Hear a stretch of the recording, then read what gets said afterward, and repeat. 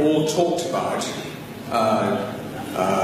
Daesh being un-Islamic isn't, and I'm quoting here from an article in The Atlantic by Brent, which you're almost certainly familiar with. The reality is that the Islamic State is Islamic, very Islamic. Yes, it has attracted psychopaths and adventure seekers drawn largely from the disaffected populations of the Middle East and Europe, but the religion preached by its most ardent followers derives from coherent and even learned interpretations of Islam.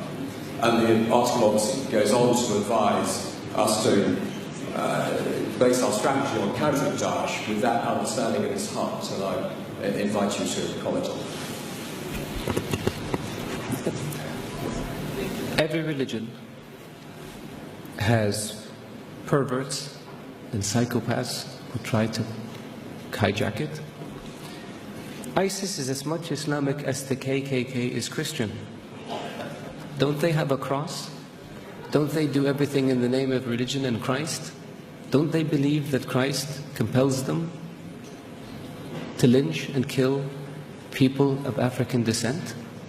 Can one really say that the KKK is a Christian organization? There are other groups that one can point to. There are other massacres that were committed in the name of keeping certain countries or regions clear of non-Christians. There are people like this also in the Jewish faith that have nothing to do with Judaism. There are people like this in the Hindu faith that have nothing to do with Hinduism. For anyone to argue that Daesh is Islamic is preposterous. In the Islamic faith, the Quran reveals that you have your faith and I have my faith. And you're free to practice your faith and I'm free to practice mine. What greater sign of tolerance and acceptance do you have than this?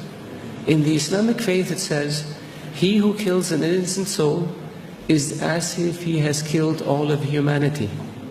And he who saves an innocent soul is as if he saved all of humanity. What better example of compassion and mercy do you have than this?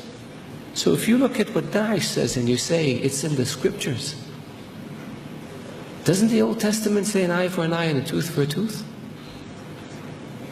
If somebody does it today, would you say they were Christian or they were Jewish? So I caution people, because it seems to have become almost novel.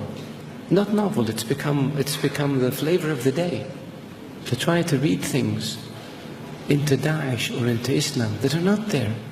The Islamic religion and Islamic civilization was the civilization that preserved the history of Greek and Rome and passed it on to the West.